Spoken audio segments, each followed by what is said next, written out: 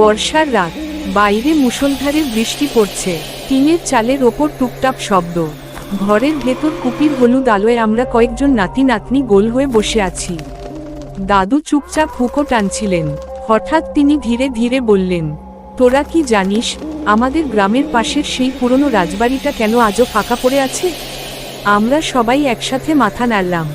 দাদুর চোখ দুটো তখন কেমন অদ্ভুত হয়ে উঠেছে। আজ থেকে প্রায় 50 বছর আগে দাদু শুরু করলেন, আমি তখন তরুণ।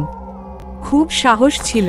গ্রামের সবাই বলতো রাজবাড়িতে রাত হলে নাকি অদ্ভুত কান্নার শব্দ শোনা যায়। কেউ কাছে যেত না, কিন্তু আমি আর আমার বন্ধু কাশেম ঠিক করলাম এক রাতে গিয়ে দেখে আসব।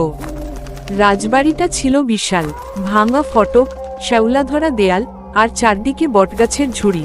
চাঁদের আলোয় জায়গাটা দেখতে যেন মৃত মানুষের মুখের মতো লাগত। সেদিন রাত 12টার দিকে আমরা ঢুকলাম ভেতরে। প্রথমে সব ঠিকই ছিল, কিন্তু একটু পর থেকেই কেমন ঠান্ডা ঠান্ডা লাগতে শুরু করলো, যেন কেউ বরফের হাত দিয়ে ঘাড় চেপে ধরেছে। হঠাৎ উপরের তলা থেকে ঝুম ঝুম নূপুরের শব্দ ভেসে এলো। কাশেম ফিসফিস করে বলল, দোস্ত, কেউ আছে নাকি? আমি বললাম, চুপ, শুন। নূপুরের শব্দ ধীরে ধীরে সিঁড়ি বেয়ে নিচে নামতে লাগলো। ঝুম ঝুম ঝুম। তারপর হঠাৎ সব নিস্তব্ধ। ঠিক তখনই আমরা দেখলাম দূরের অন্ধকার করিডোরে সাদা শাড়ি পরা একটা মেয়ে দাঁড়িয়ে আছে। তার চুল পুরো মুখ ঢেকে রেখেছে, কিন্তু সবচেয়ে ভয়ঙ্কর ছিল তার পা দুটো উল্টো দিকে ঘোরানো। কাশেম চিৎকার করে উঠল। আমি দৌড় দিতে গিয়েও থেমে গেলাম, কারণ মেয়েটা ধীরে ধীরে মাথা তুলল। তার মুখে কোনো চোখ নেই, শুধু কালো গর্ত। তারপর সে ফিসফিস করে বলল, আমার নূপুর কে নিয়েছে? আমরা প্রাণপণে দৌড় দিলাম, কিন্তু রাজবাড়ির দরজা যেন মিলিয়ে গেছে। চারদিকে শুধু একই করিডোর, একই দেয়াল, আর পেছনে থেকে সেই ঝুমঝুম শব্দ কাছে আসছে।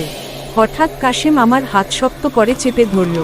আমি তাকিয়ে দেখি তার মুখ ফ্যাকাশে। সে কাপা গলায় বলল, ওটা আমার পেছনে দাঁড়িয়ে আছে। আমি ধীরে ধীরে ঘুরে তাকালাম। মেয়েটা একদম আমার কানের কাছে মুখ এনে দাঁড়িয়ে। তার ঠান্ডা নিঃশ্বাস আমি অনুভব করতে পারছিলাম। সে বলল, নূপুরটা ফেরত দে। এরপর কি হয়েছিল আমি জানি না। সকালে গ্রামের লোকেরা আমাদের রাজবাড়ির বাইরে অজ্ঞান অবস্থায় খুঁজে পায়।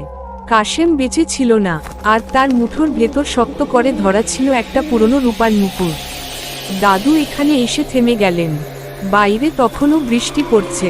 হঠাৎ ঘরের এক কোণ থেকে খুব আস্তে একটা শব্দ ভেসে এলো, ঝুম ঝুম ঝুম।